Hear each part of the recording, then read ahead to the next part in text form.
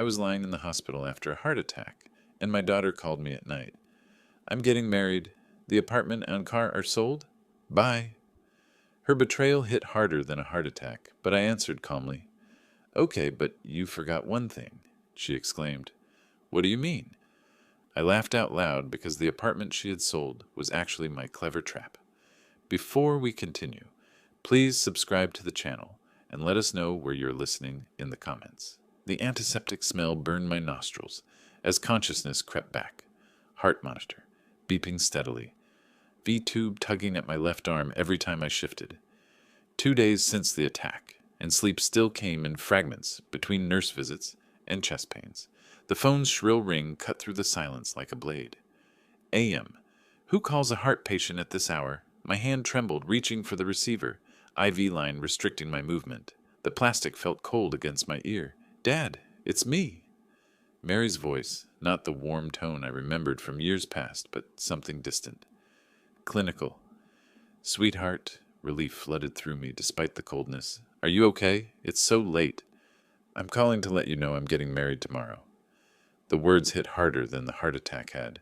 I struggled to sit up straighter, monitor beeping faster. Married? Tomorrow? But Mary, you never said? In Las Vegas. Leo and I decided not to wait. Her tone remained flat, businesslike. The apartment and car are sold. The money will help with the wedding and honeymoon. My apartment, the one I bought for her, future, put in my name as security. The car I gifted her for graduation, sold. Sold? My voice came out weaker than intended. But honey, we need to talk about... There's nothing to discuss. I'm 28, Dad. I can make my own decisions. Each word felt calculated, rehearsed. Leo says you've been too controlling, keeping me dependent. This is my chance for independence. Leo says, of course. The heart monitor's rhythm quickened. Not from the medical condition this time, but from something deeper. Something transforming inside my chest. Mary, please. After everything we've been through since Mom died, I need to focus on my new life now. The dismissal in her voice cut deep. Leo's right. You've held me back long enough. I'm sorry about your heart, but I can't let guilt control my choices anymore. 15 years. 15 years since Sarah passed, since I devoted everything to this daughter, bought her the apartment, paid for college, supported her dreams, while my own slowly died in corporate law offices, until my heart couldn't take the stress anymore. Goodbye, Dad. Fine. The word came out steadier than I felt. But you forgot one thing. Silence stretched across the line. Then irritation crept into her voice. What do you mean? Something inside me had shifted during this conversation. The loving father she remembered was transforming into someone she didn't know existed, someone who'd spent 30 years navigating corporate contracts and legal loopholes. A low laugh escaped my throat, surprising us both. You'll find out soon enough. Good luck with your wedding, sweetheart. I hung up before she could respond. The room fell silent except for the heart monitor's steady rhythm and distant sounds of the night shift. My pulse had stabilized, but something fundamental had changed. I stared at the small frame photo on the bedside table. Mary at her college graduation, radiant between Sarah and me. 3 years ago, when she still called me Daddy and meant it, the photograph trembled in my hands. Mary at 25, graduation day, her arm wrapped around mine while Sarah's memory seemed to hover between us. 3 years ago, she still smiled like that, still called me Daddy when she was excited. 15 years, that's how long I'd been doing this alone. Sarah's voice echoed from the deepest places of memory. Promise me you'll take care of our girl. She'll need you more than ever. The cancer ward smelled like disinfectant and dying dreams, but I'd held her hand and sworn an oath that shaped every decision since. I promise. She'll never want for anything. Mary had been 13 then, sobbing into my shoulder at the funeral, while I wondered how to raise a teenage daughter alone. Corporate law had taught me to read contracts, not broken hearts. But love makes you learn fast. Those college years blurred together in a beautiful haze of sacrifice. Tuition checks that emptied my retirement fund. Late-night phone calls about exams and boys and dreams that seemed so important at 18. Dad, I don't know how to thank you for everything. Her voice had been warm then, grateful. Real. Just be happy, sweetheart. That's all the thanks I need. I remembered the apartment hunt 5 years ago, walking through dozens of properties in safe neighborhoods, imagining Mary coming home to her own space. The day I handed her the keys, watching her spin around that empty living room like she was dancing with possibility itself. I can't believe this is really mine. She'd hugged me so tight my ribs ached. Pure joy, the kind that makes sacrifice feel like privilege. You deserve it. Your mother would be so proud. The legal paperwork had been carefully structured, a trust arrangement that protected both of us. Though Mary never needed to understand those details, she was happy. That was enough. But something changed 8 months ago. The first mention of Leo's name came during a Sunday dinner that felt different, distant. I've met someone special, Dad.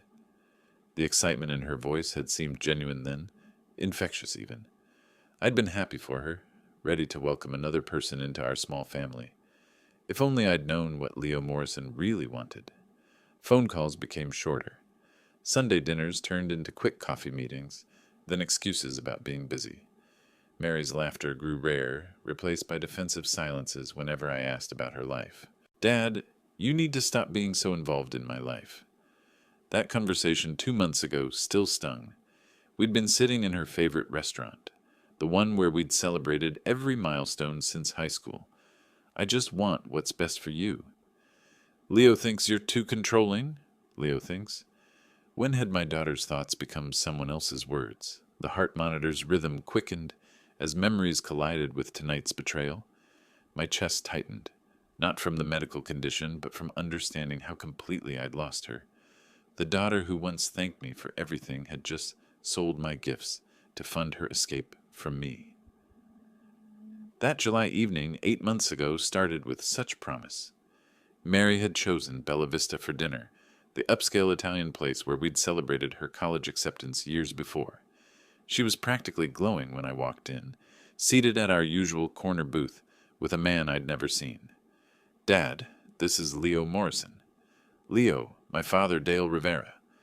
Leo stood to shake hands, tall, well-dressed, confident in that particular way that immediately triggered my courtroom instincts. His grip was firm, lasting just a moment too long, his blue eyes studying my face like he was memorizing it. Mr. Rivera, Mary's told me so much about you, the successful attorney who raised an amazing daughter single-handedly. Smooth voice, practiced smile. Too perfect.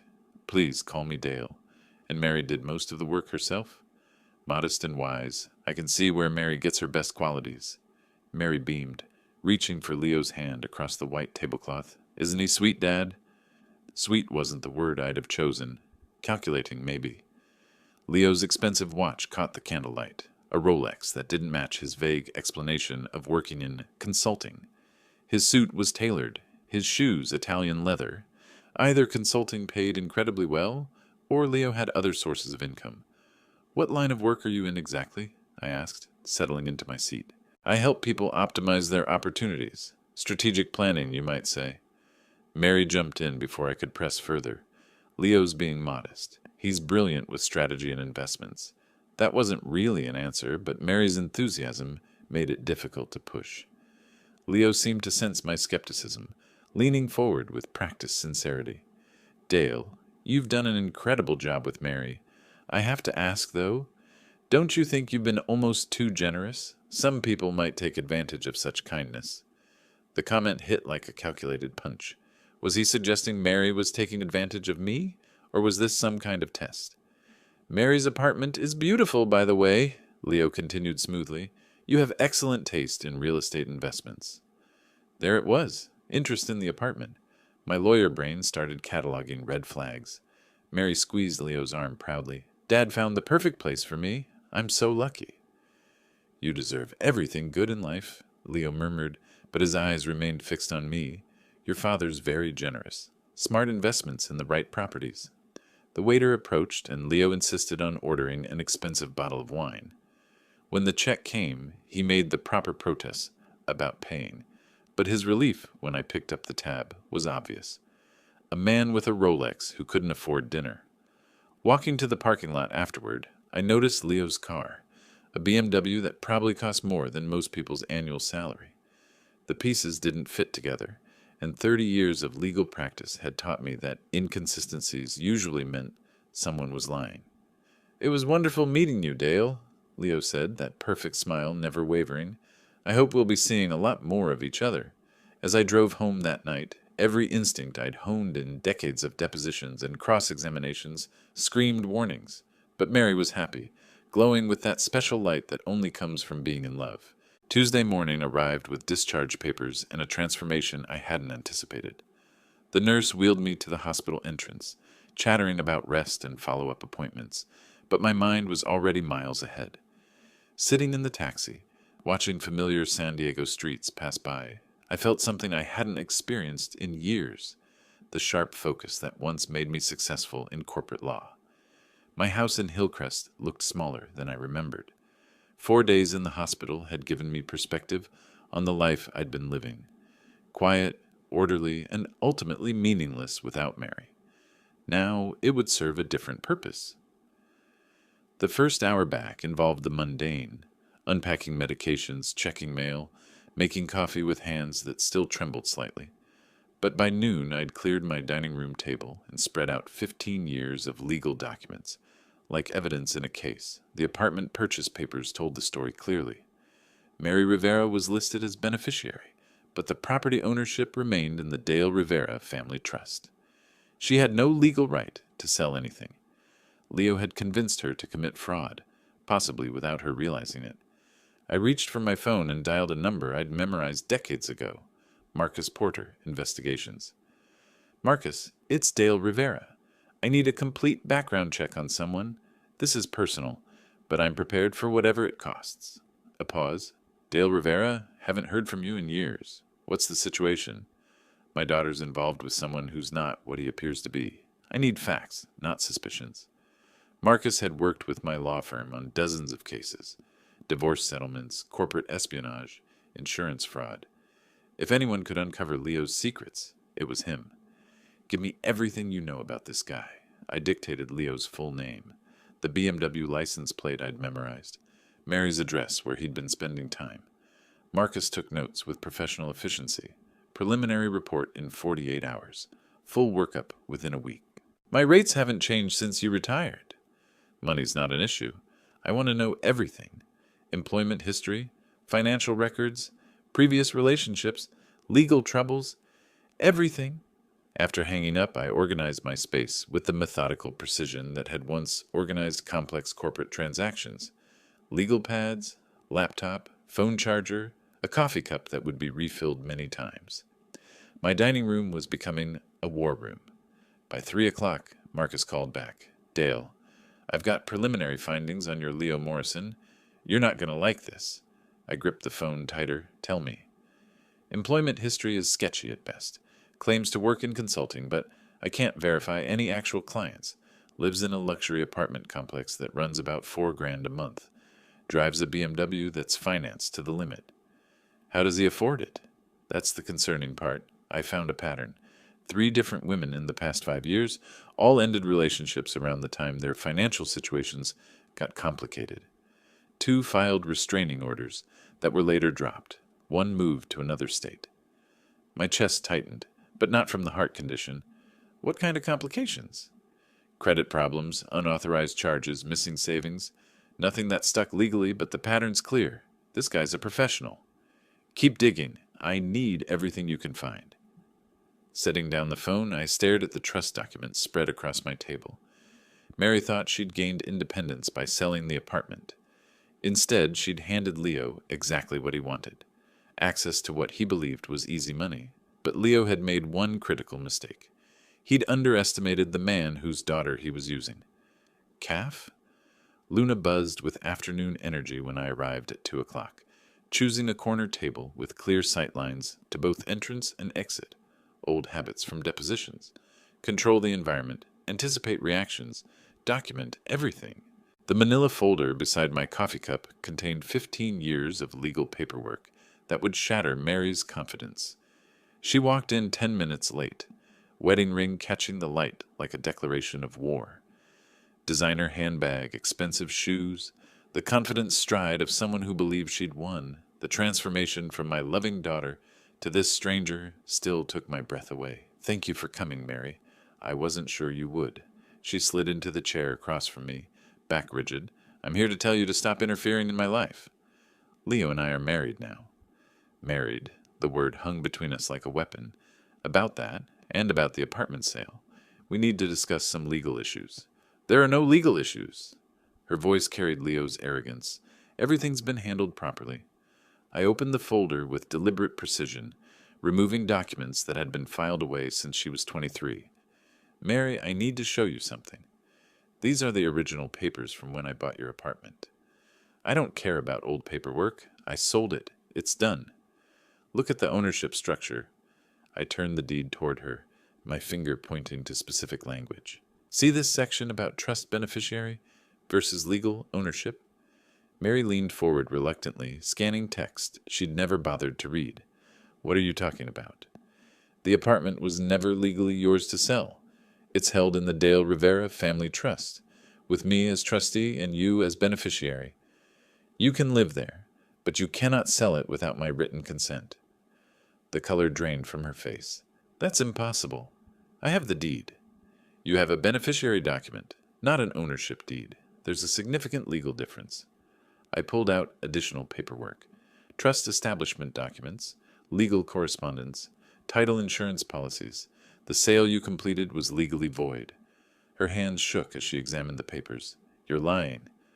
Leo checked all the paperwork. Leo isn't a lawyer. He wouldn't recognize trust structures or understand property law. Each word was measured. Professional. This arrangement is completely legal and fairly common in estate planning. This can't be right. Mary's voice cracked. I signed papers. Money changed hands. The buyers will discover the title defect within weeks. Their lawyers will demand their money back. The escrow company will reverse the transaction. She stared at the documents like they were written in a foreign language. Why didn't you tell me about this trust thing? Because I trusted you to discuss major financial decisions with me before acting. I established this structure to protect your interests, not to control you. Mary's phone buzzed. She glanced at it quickly. Probably Leo wondering about our meeting. Leo says you've been manipulating me my whole life. Leo says many things. I gathered the papers methodically. Has he shown you documentation of his consulting business? Client contracts? Tax returns? That's none of your business. Everything about Leo Morrison is my business now. The professional mask slipped just enough to let her see the fury underneath. You gave a stranger access to what he believed was $500,000 in real estate equity. He's my husband. He's a fraud investigator's dream case. I closed the folder. Decision made. But you'll figure that out soon enough. Mary stood abruptly, chair scraping against floor. I won't let you destroy my marriage. I don't need to destroy anything, sweetheart. Leo's already doing that himself. She stormed toward the exit and then turned back. What happens now? Now you go home and tell your husband that his payday just evaporated. Then we'll see what kind of man you really married. The next morning I organized my dining room like a war room.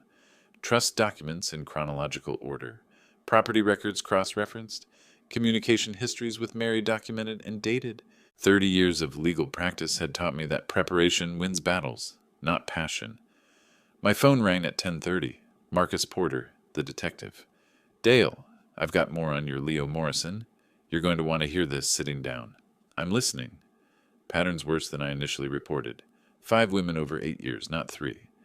2 restraining orders. 3 civil suits settled quietly. 1 bankruptcy filing that mysteriously disappeared. This guy's a professional. What kind of professional? The kind who researches targets carefully.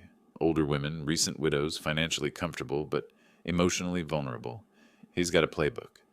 I made notes methodically. Current financial status. Underwater on everything. BMW lease about to default. Apartment rent 3 months behind. Credit cards maxed. He needed Mary's apartment money badly. Needed. Past tense. Leo was about to discover his payday had evaporated. By noon, Mary was calling. Dad, Leo says you can't legally do this. He's hiring a lawyer. Of course he is. I kept my voice neutral. Mary, has Leo shown you his tax returns? Business license?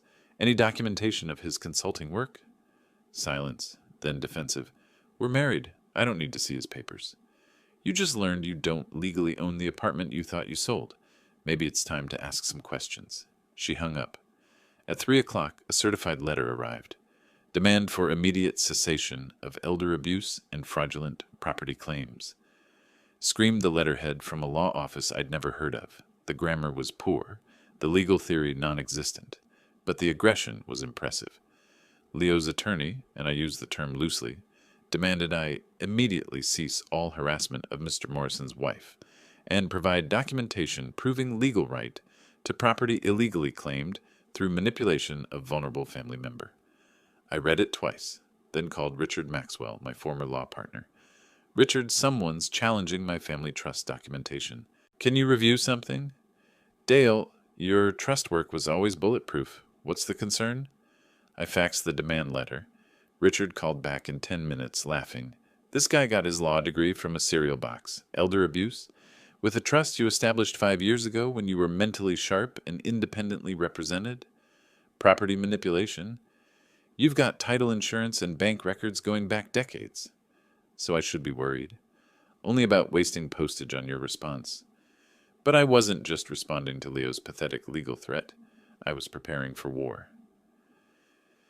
That evening, I drafted my reply with surgical precision. Every claim in Leo's letter was dissected and demolished, with citations to relevant case law. I included copies of the original trust documents, notarized and witnessed. Bank records showing the apartment purchase. Title, insurance confirming clear ownership transfer to the trust. Then I added a paragraph that would keep Leo awake at night. Please advise your client that any further frivolous legal actions will result in full investigation of his background, financial status, and history with other vulnerable women. We have obtained preliminary information suggesting patterns of predatory behavior that may interest law enforcement. I sealed the letter at midnight, satisfied. Leo had made his first move, amateur hour. Marcus called at 10 Friday morning with the tone of a detective who'd struck gold. Dale, you need to sit down for this. Leo Morrison isn't just a con artist, he's a professional. 2 previous marriages, both ending the same way your daughter's heading. I pulled out a legal pad, ready to document everything. Give me names and dates. Amanda Porter, married March 2018, divorced February 2019. Financial advisor, lost $180,000. Jennifer Walsh, married June 2020, divorced September 2022. Real estate agent, lost $250,000 plus her rental property. My pen moved steadily across the page. Same pattern? Identical? Whirlwind romance, rushed marriage, gradual access to finances, then disappearance when the money runs out. Both women filed civil suits. Both settled quietly rather than face public humiliation. Are they willing to testify? Already contacted them. They want Leo stopped before he does it again. 3 hours later, I spread the evidence across my dining room table, like pieces of a jigsaw puzzle that finally made sense. Marriage certificates, financial records, witness statements from 2 broken women who'd fallen for the same charming smile that had captivated my daughter. At 2 o'clock, I called Mary. We need to meet. I have information about Leo that changes everything. More legal attacks? I'm tired of this war you've started. This isn't about law, Mary. It's about Leo's history, his previous marriages. Silence. Then carefully. Leo was never married before. Calf, Luna. 1 hour. Bring an open mind. She arrived reluctant and defensive, sliding into the same chair she'd occupied during our last confrontation. The manila folder between us looked innocent enough, but its contents would demolish everything she believed about her husband. Mary, I need you to look at these documents. They're difficult, but they're real. More property papers, more legal tricks. I opened the folder and placed the first marriage certificate on the table. Amanda Porter and Leo Morrison, married March 15th, 2018. Mary stared at the document like it was written in a foreign language. This is fake. You had someone create false papers. The second certificate joined the first. Jennifer Walsh and Leo Morrison, married June 3rd, 2020. Her face went pale. That's impossible. Leo told me I was his first serious relationship since college. Read Amanda's statement. I handed her a typed page. Notice anything familiar about how Leo courted her? Mary's hands trembled as she read. I watched her expression change from disbelief to recognition to growing horror. He said the same things to her, word for word, the exact same promises about building a future together. Now read Jennifer's account. This time, Mary's reaction was physical. She pushed back from the table, shaking her head. No, this can't be real. Leo loves me. Leo loved Amanda's financial portfolio, he loved Jennifer's real estate investments, and he loved what he thought was your $500,000 apartment. You're lying. But her voice lacked conviction now. I spread out the financial records, the timeline comparisons, the pattern analysis Marcus had prepared. Amanda lost her life savings. Jennifer had to declare bankruptcy. Both relationships lasted exactly the same time frame, 18 months from meeting to financial devastation. Mary sat frozen, staring at evidence that couldn't be denied. How long have we been together? 8 months, right on schedule for his usual timeline. She looked up at me with eyes that finally understood. I'm not his wife, I'm his third victim. Her phone buzzed. Leo's name appeared on the screen. Don't answer it, I said quietly. 3 days later, I stood outside the Chapel of Eternal Love on the Las Vegas Strip, holding a manila folder that would end Leo Morrison's career as a predator. Marcus had tracked them here through credit card records, Leo's final desperate gambit to legitimize his access to what he still believed was Mary's money. The chapel reeked of artificial romance, plastic flowers, velvet drapes, and the lingering scent of too many rushed weddings. 20 guests filled the small space, mostly Leo's business associates, who had no idea they were witnessing fraud in real time. Mary looked beautiful in her wedding dress, but her eyes held the hollow look of someone acting against their better judgment. Leo stood at the altar in an expensive suit he couldn't afford, eager to complete what he thought would be his biggest score. The officiant cleared his throat. If anyone has reason why these two should not be wed, speak now or forever. Hold your peace. I stepped forward from the back of the chapel. I have information this bride needs before making this commitment. The chapel fell silent. 20 pairs of eyes turned toward me. Leo's face went white, then flushed with rage. This is a private ceremony, Leo snarled. You weren't invited. Mary, before you sign legal documents, you should know exactly who you're signing with. I walked calmly down the aisle, my folder held like a weapon. Mary stared at me with a mixture of anger and something that might have been relief. Dad, we already discussed this. Leo explained everything. Did he explain Amanda Porter? I opened the folder and placed the first marriage certificate on the altar. Married to Leo Morrison, March 2018. Gasps rippled through the small crowd.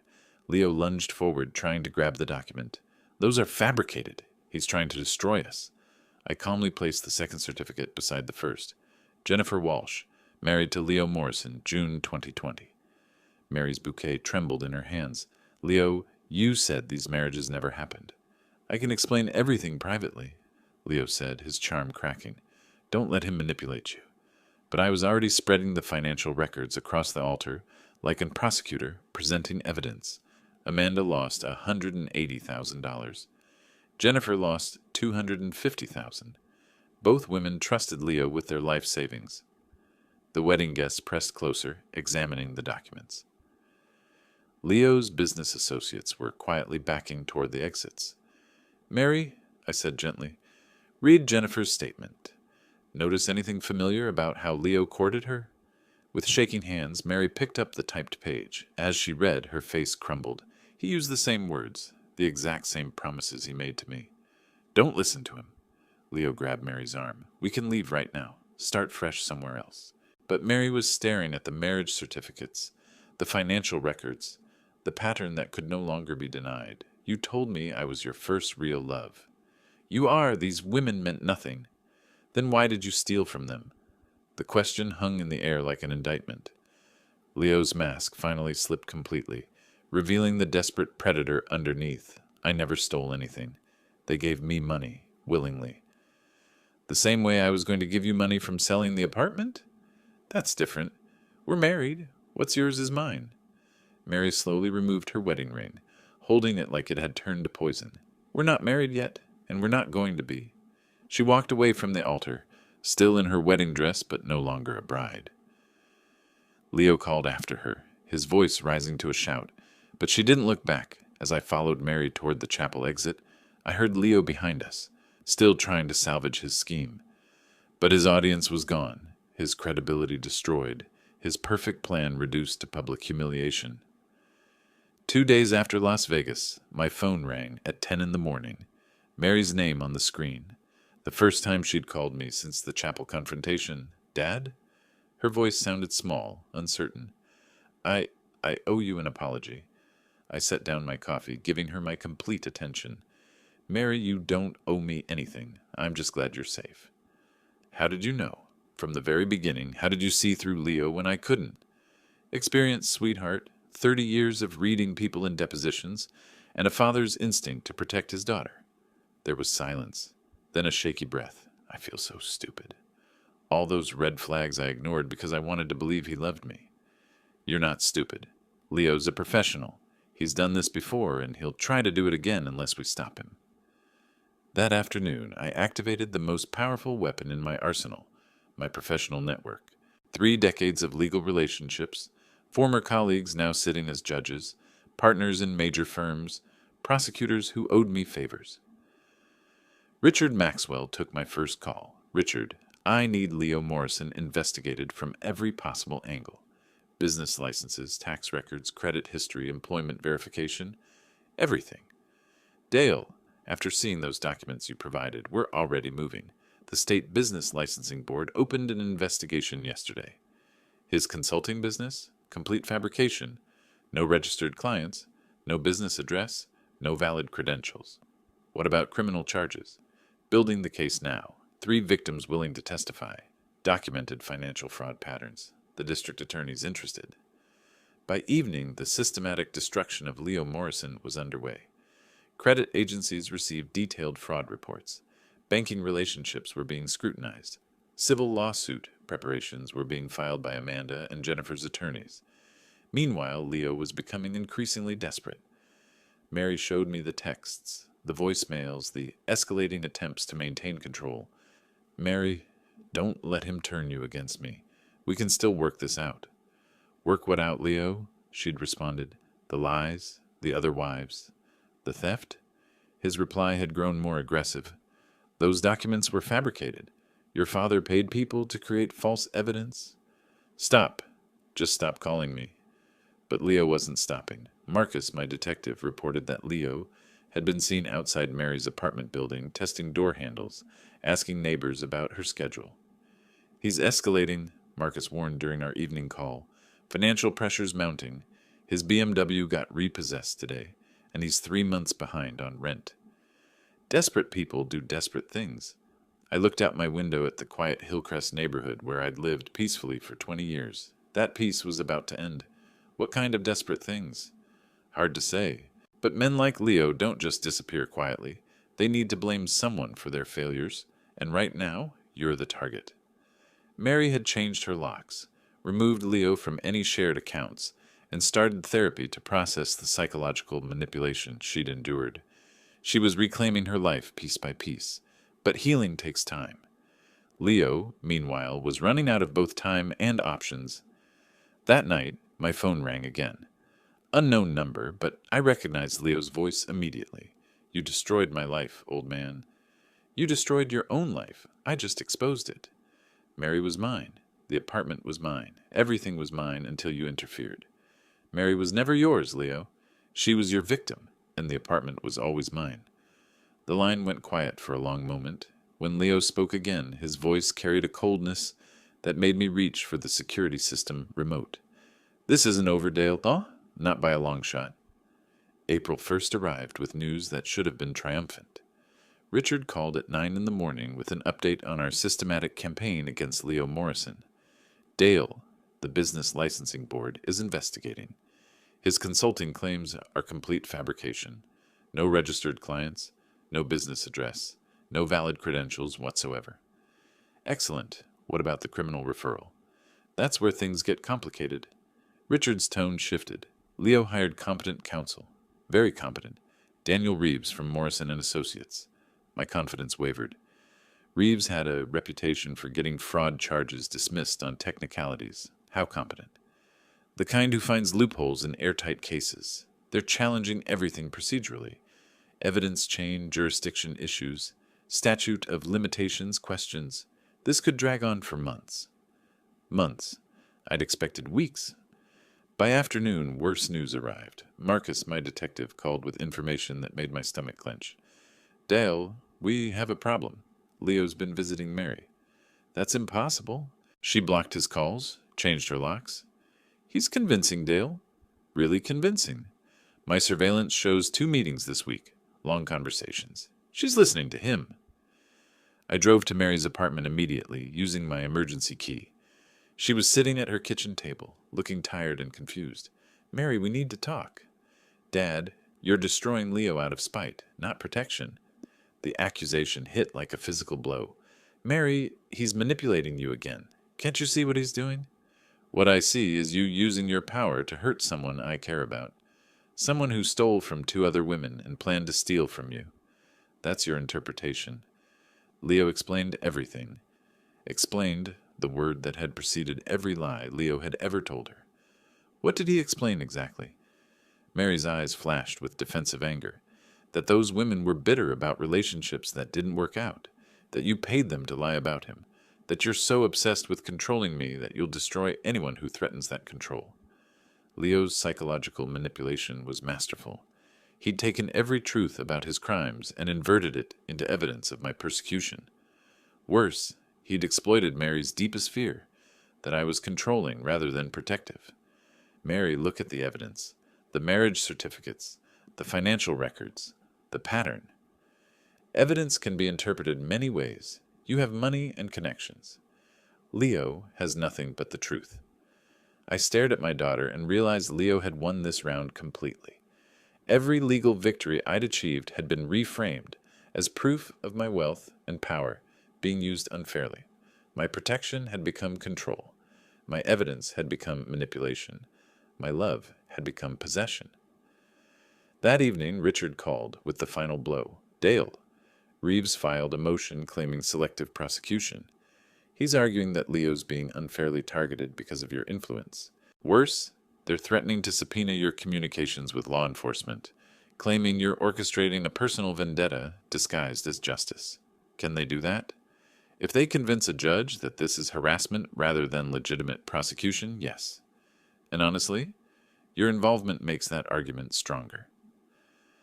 I sat in my home office surrounded by 30 years of legal experience and realized I'd made a fundamental error.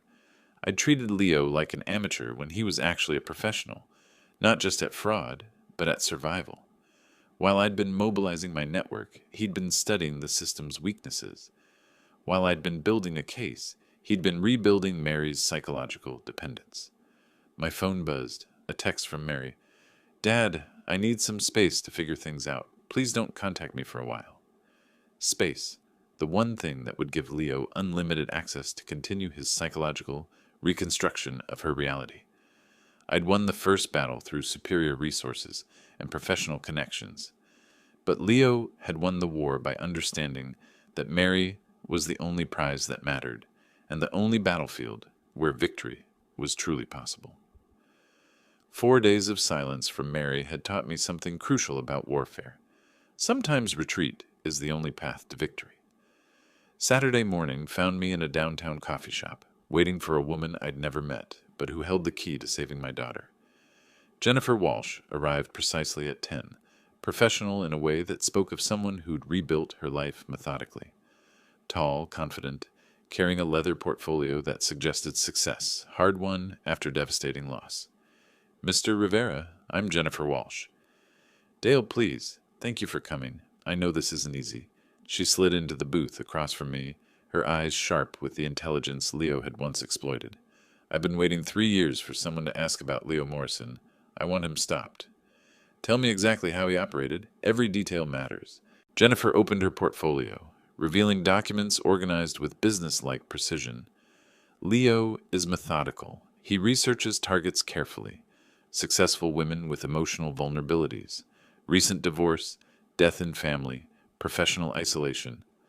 I thought of Mary after Sarah's death, how vulnerable 13-year-old grief had shaped her need for approval. He told me his ex-wife had destroyed him financially.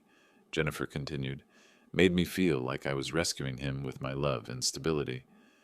Mary mentioned Leo had financial problems from past relationships. That's stage 1. Stage 2 is the joint account for our future together. Stage 3 is the urgent business opportunity that requires immediate investment. She spread bank statements across the table, transfers totaling $250,000 over 18 months. How did you finally realize what was happening? When I caught him researching my rental property values and calculating equity withdrawal possibilities. Jennifer's voice hardened. He wasn't planning our future. He was appraising my assets. What happened when you confronted him? He turned it around, made me feel guilty for not trusting him, for being suspicious of our love. That's his greatest skill, making victims blame themselves for his crimes. The pattern was breathtakingly familiar.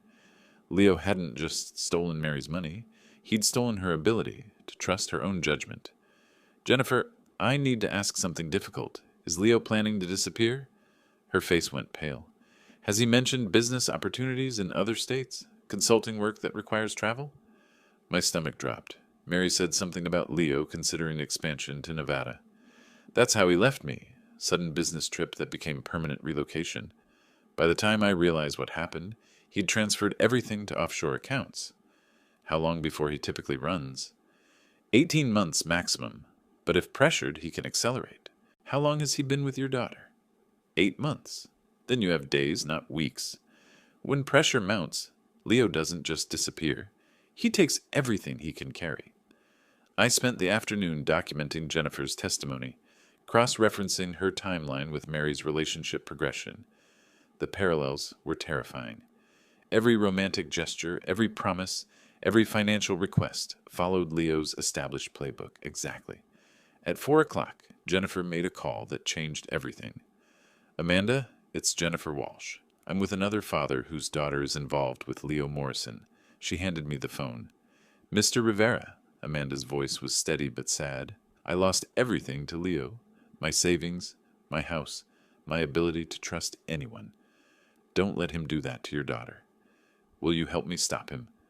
I've been ready to testify for 3 years. Just tell me when and where. By evening, I had what prosecutors call a pattern case. Multiple victims, identical methods, documented financial crimes, and witnesses willing to testify. More importantly, I had something Leo couldn't manipulate or discredit, the voices of women who'd survived him and wanted justice. But time was running out. Jennifer's timeline analysis suggested Leo would move within days. Mary was completely under his influence, believing she was protecting him from my persecution. I looked at the evidence spread across my dining room table. Not just documents this time, but the testimonies of 2 women whose lives Leo had destroyed. Tomorrow I would have to choose between respecting Mary's request for space and saving her from the same fate. The phone rang. Marcus, my detective. Dale, we have a problem. Leo's been making unusual financial moves, large cash withdrawals, travel bookings. It looks like he's preparing to run. I glanced at the clock. 7 p.m. If Leo was following his established pattern, Mary had less than 48 hours before she woke up to find her life savings gone and her husband vanished. Monday morning arrived with the sound of car doors slamming in the parking lot below. I watched from my office window as Detective Marcus Porter led 2 uniformed officers toward Mary's apartment building. In my hand, I held the warrant we'd obtained based on Jennifer's testimony and Amanda's corroborating evidence. The time for subtle approaches had ended. I met them at Mary's door, carrying the complete evidence file, bank records, marriage certificates, witness statements from 2 women whose lives Leo had destroyed. Behind me, Jennifer Walsh stepped out of her rental car, ready to face the man who'd stolen her future. My key still worked. Mary's shocked face appeared as we entered, confusion turning to horror as she saw the police officers. Dad, what's happening? Leo said you were trying to destroy us. Mary, I need you to listen to Jennifer. She has something important to tell you. Leo emerged from the bedroom, already dressed, a packed suitcase barely visible behind him. His confident mask slipped when he saw Jennifer. This is harassment, he said, but his voice carried the tremor of a man whose world was collapsing. You can't just break into our home with police. Leo Morrison, Detective Porter announced, you're under arrest for fraud in the first degree, theft, and conspiracy to commit financial crimes. As the handcuffs clicked into place, Leo made one final attempt at manipulation. Mary, you have to believe me. I love you more than anything. Don't let them turn you against me. Jennifer stepped forward, holding the file of evidence we'd compiled. Mary, Leo did the same things to me he's done to you. Identical words, identical promises. That's impossible, Mary whispered, but uncertainty had crept into her voice. Leo loves me. We're married. He married me too. Jennifer's voice was steady, professional. Then he disappeared with $250,000 of my money. I watched Mary's face as Jennifer spread the evidence across the kitchen table. Bank statements showing Leo's debts. Marriage certificates proving his bigamy. Recorded conversations where Leo used the exact same romantic phrases with 3 different women. Leo, is it true? Mary's voice broke. Were you planning to leave with my money? Leo's facade finally crumbled completely. Mary, they're all lying. Your father paid them to destroy us. But Mary was reading Jennifer's bank statements, seeing the pattern of gradual financial exploitation that Leo had planned for her. That's what you told Jennifer, Mary said quietly. Word for word. I heard the recording. As the officers led Leo away, he made one last desperate appeal. Mary, don't let him control you. This is exactly what he wanted. But Mary was already stepping toward me, away from the man who'd spent 8 months systematically destroying her ability to trust her own judgment. Dad, she whispered, tears finally coming. I'm so sorry. I should have listened to you. You have nothing to apologize for, I said, opening my arms as she collapsed against me. You were being manipulated by an expert. How can you forgive me after everything I said to you? I held my daughter, really held her, for the first time in 8 months, because you're my daughter and I love you. That never changed, not even when you couldn't see it. Later, after the police had left and Jennifer had returned to her hotel, Mary and I sat in her kitchen surrounded by the evidence of Leo's crimes. I feel so stupid, she said. Don't. Leo fooled successful, intelligent women repeatedly. His crime wasn't theft. It was making victims blame themselves for his expertise. What happens now? Now you heal, and Leo faces justice, and we rebuild what he tried to destroy. Mary looked at me with eyes that seemed clearer than they'd been in months. Dad? Yes? Thank you for never giving up on me, even when I gave up on myself. Outside, the San Diego afternoon sun streamed through windows that had been darkened by deception for too long.